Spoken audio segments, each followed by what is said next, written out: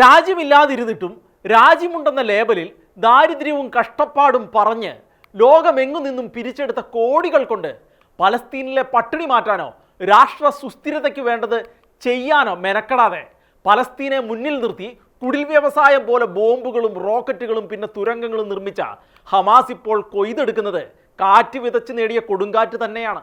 കോടികൾ ചെലവഴിച്ച് നിർമ്മിച്ച തുരങ്കത്തിനുള്ളിൽ ഹമാസ് തീവ്രവാദികൾ ആയുധശേഖരവും കമാൻഡ് സെന്ററുകൾ അടങ്ങിയ ഭൂഗർഭ സൈനിക താവളം തീർത്ത് വിഹരിക്കുമ്പോൾ അവരുടെ തലയ്ക്ക് മുകളിൽ പട്ടിണിയും പരിവട്ടവുമായി അലയുന്ന ഗാസയിലുള്ള പലസ്തീൻ സിവിലിയന്മാർ ഭിക്ഷയെടുത്തും ഹമാസിനെ ഇല്ലാതാക്കാൻ ഒരുങ്ങുന്ന ഇസ്രായേലിൻ്റെ കാരുണ്യം കൊണ്ടും ജീവിക്കാൻ പെടാപ്പാടുപെടുകയാണ്. ഗാസ മെട്രോ എന്നറിയപ്പെടുന്ന ആയിരക്കണക്കിന് തുരങ്കങ്ങളിലൂടെ ഇസ്രായേലിൽ എത്തിയാണ് ഹമാസ് ആക്രമണങ്ങൾ അഴിച്ചുവിട്ടത്. ഗാസയിലെ വീടുകൾക്കും ബഹുനില മന്ദിരങ്ങൾക്കും പള്ളികൾക്കും സ്കൂളുകൾക്കും ആശുപത്രികൾക്കും അടുത്ത് തുറക്കത്തക്ക നിലയിൽ നിർമ്മിച്ചെടുക്കുന്ന ഇത്തരം തുരങ്ക കേന്ദ്രങ്ങളുടെ സമീപത്ത് നിന്നാണ് പലതവണ ഇസ്രായേലിലേക്ക് ഹമാസ് റോക്കറ്റുകൾ വിട്ടത്. ഇസ്രായേലിൻ്റെ തിരിച്ചടിയിൽ ഈ കെട്ടിടങ്ങൾ തകർന്ന് നിരപരാധികൾ മരിക്കുമെന്നും അവർ കണക്കുകൂട്ടി. ചുരുക്കത്തിൽ നിരപരാധികളായ സിവിലിയന്മാരെ ഹമാസ് മനുഷ്യ കവചമായി ഉപയോഗിക്കുകയായിരുന്നു. 20 കൊല്ലത്തോളം അധ്വാനിച്ചുണ്ടാക്കിയ ഈ തുരങ്കത്തിലാണ് ഇത്തവണത്തെ മിന്നലാക്രമണത്തിൽ ഇസ്രായേലിൽ നിന്ന് ഹമാസ് തട്ടിക്കൊണ്ടുവന്ന ആളുകളെ ബന്ദികളാക്കി പാർപ്പിച്ചിരിക്കുന്നത്. ഹമാസ് ഭീകരന്മാർ പതുങ്ങിയിരിക്കുന്ന ഈ തുരങ്കങ്ങളിൽ കയറിച്ചെന്ന് അവരെ തീർക്കാൻ തക്ക പരിശീലനം ലഭിച്ച ഇസ്രായേലിൻ്റെ സമൂർ എന്ന കീരിപ്പട്ടാളം ഇപ്പോൾ ഭീകര താവളങ്ങളെ ഉന്മൂലമാക്കി മുന്നേറിക്കൊണ്ടിരിക്കുകയാണ്. പുതിയ തുരങ്ക നിർമ്മാണം കണ്ടെത്താൻ ഭൂഗർഭ മതിലിൽ ദശലക്ഷക്കണക്കിന് ഡോളർ ചെലവിട്ട് ഇലക്ട്രോണിക് സെൻസർ സംവിധാനവും ഇസ്രായേൽ സ്ഥാപിച്ചിട്ടുണ്ട്. ഈ ഭൂഗർഭ മതിലിന് മുകളിൽ 30 അടി ഉയരമുള്ള ഉരുക്ക് വേലി കെട്ടിയും ഈ വേലികളിൽ നിരീക്ഷണ സെൻസറുകളും റഡാറുകളും റിമോട്ട് നിയന്ത്രിത ആയുധങ്ങളും കമാൻഡ് സെന്ററുകളും സ്ഥാപിച്ചും ശക്തമായ പ്രതിരോധ സംവിധാനങ്ങളാണ് ഇസ്രായേൽ തീർത്തിരിക്കുന്നത്.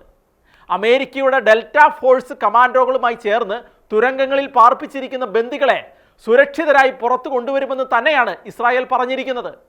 ഇതുവരെ ഒരു യുദ്ധത്തിലും ഉപയോഗിച്ചിട്ടില്ലാത്ത നാഡീവാതകം എന്ന നെർവ് ഗ്യാസ് ഈ തുരങ്കങ്ങളിലേക്ക് കടത്തിവിട്ട് അവിടെയുള്ളവരെയെല്ലാം അവരുടെ ശരീരങ്ങളിലെ നാഡികളെ മരവിപ്പിച്ച് ബോധരഹിതരാക്കി ബന്ദികളെ പുറത്തെത്തിക്കുവാനും തീവ്രവാദികളെ തീർക്കുവാനുമുള്ള തന്ത്രപരമായ നീക്കത്തിലാണ് ഇസ്രായേൽ സേന ഇപ്പോൾ. ഈ വാതകം ശ്വസിച്ചാൽ 10 നിമിഷങ്ങൾക്കുള്ളിൽ ശരീരം തളർന്ന് 6 മണിക്കൂറോളം ബോധരഹിതരായി കിടക്കുമെന്നാണ് വിവരം. ഹമാസിന്റെ തുരങ്ക വിളയാട്ടം അവസാനിപ്പിക്കാൻ രാസായുധ പ്രയോഗങ്ങൾക്കും US നിർമ്മിത GBU-28 എന്ന ബോംബ് ആക്രമണത്തിനു മുമ്പ് ഈജിപ്ത് ചെയ്തതുപോലെ കൂറ്റൻ പൈപ്പുകളിലൂടെ കടൽ വെള്ളം കടത്തിവിട്ട് നശിപ്പിക്കാനും ഇസ്രായേൽ പദ്ധതി ഇട്ടിരിക്കുന്നുണ്ടെന്നാണ് പുറത്തുവരുന്ന വിവരങ്ങൾ. അത്യന്തം രഹസ്യമായ ഇസ്രായേലിൻ്റെ ഈ യുദ്ധതന്ത്രങ്ങൾ പലസ്തീൻ ഗ്രൂപ്പുമായി പരിചയമുള്ള മുതിർന്ന അറബ് സോഴ്സിൽ നിന്നാണ് പുറത്തായിരിക്കുന്നത്. കര ആക്രമണം 3 ഘട്ടങ്ങളിലായിട്ട് നടത്താനാണ് ഇസ്രായേൽ പദ്ധതി ഒരുക്കിയിരിക്കുന്നത്. ആദ്യമായി ഹമാസിന്റെ അടിസ്ഥാന സൗകര്യങ്ങളെ മുഴുവൻ ഇല്ലാതാക്കി ഭീകരന്മാരെ നിലംപരിശാക്കുന്നതിനായിട്ടായിരിക്കും മുൻഗണന നൽകുന്നത്. പിന്നീട് ഗാസയിൽ അവശേഷിക്കുന്ന എല്ലാ തടസ്സങ്ങളും ഇല്ലാതാക്കുകയും അവസാന ഘട്ടത്തിൽ ഗാസയ്ക്ക് ചുറ്റും ബഫർ സോൺ നിർമ്മിച്ച് അന്താരാഷ്ട്ര സമൂഹത്തെ ഡിപ്പെൻഡ് ചെയ്തല്ലാതെ ഗാസയ്ക്ക് നിലനിൽക്കാനാകില്ല എന്ന അവസ്ഥയിൽ കാര്യങ്ങൾ എത്തിക്കും. US UK പൗരന്മാരടക്കമുള്ളവർ ഹമാസിന്റെ തടവറയിൽ ബന്ദികളായി കഴിയുമ്പോൾ അവരെ രക്ഷിക്കാനും ഹമാസിനെ ഇല്ലായ്മ ചെയ്യാനും ഇസ്രായേലിനൊപ്പം ഈ രാജ്യങ്ങളും കൂടെ അണിനിരന്ന് നയിക്കുന്നത് ഏത് തരം ആക്രമണങ്ങളാണെന്ന കാര്യം ഇപ്പോൾ പ്രവചനങ്ങൾക്ക് അതീതമാണ്. എന്തായാലും ഒരു കാര്യം ഉറപ്പാണ്, ഹമാസ് ഭീകരത ഈ യുദ്ധത്തോടെ ഭൂമുഖത്തു നിന്നും അപ്രത്യക്ഷമാകും.